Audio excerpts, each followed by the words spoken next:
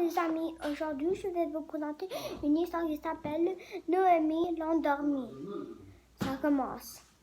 Comme cela lui arrivait souvent, Noémie installe au fond de la classe, bien au chaud, près du radiateur. Radiateur s'endormit. Bientôt, cependant, elle se réveilla et se rendit compte qu'elle était seule dans la classe. Tous les enfants étaient déjà rentrés chez eux et l'obscurité commençait à gagner la cour de récréation. Noémie se leva vivement,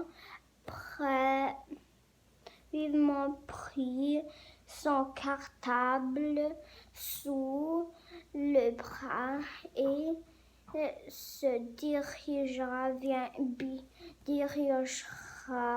vers la porte. Quand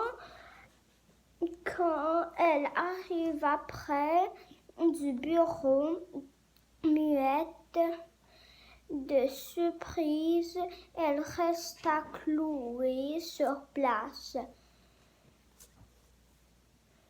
Il resta cloué sur place sans pouvoir faire le moindre mouvement. Les lettres de l'alphabet qui étaient restées inscrites au tableau commençaient à se séparer lentement les unes des autres et à bouger comme des êtres animés.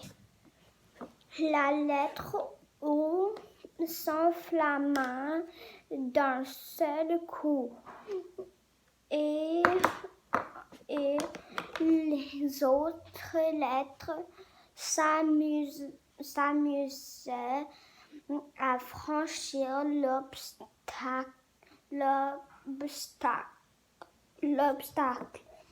En se tenant par la main, en même temps, certaines lettres jouaient aux montagnes russes. En glissant sur les M, les N, les V et les W qui s'étaient tout mis les unes derrière les autres, les F,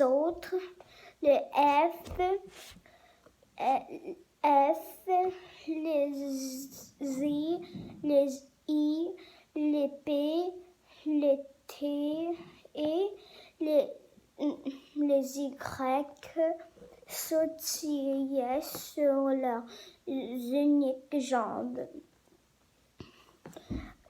Dans une course de vitesse, tout à coup, les lettres s'immobilisèrent, ayant aperçu Noémie.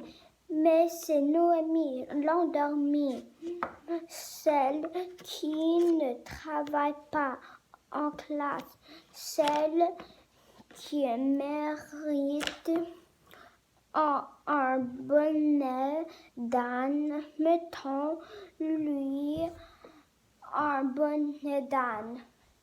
Le M.O.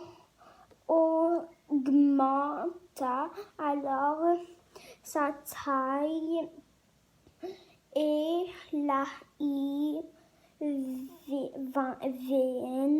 vient vint se placer sous lui pour le porter. Et tout commencèrent à sauter sur le bureau en criant « Bonnet d'âne pour Noémie, l'endormie. » « Non, cria Noémie. « Mais enfin, Noémie, pourquoi cries-tu comme ça? » Noémie se réveille brusquement. Pour de bon cette fois. Ce n'est rien, dit-elle,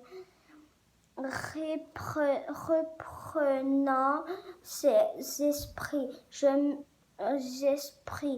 me suis piquée avec mon camp. Alors,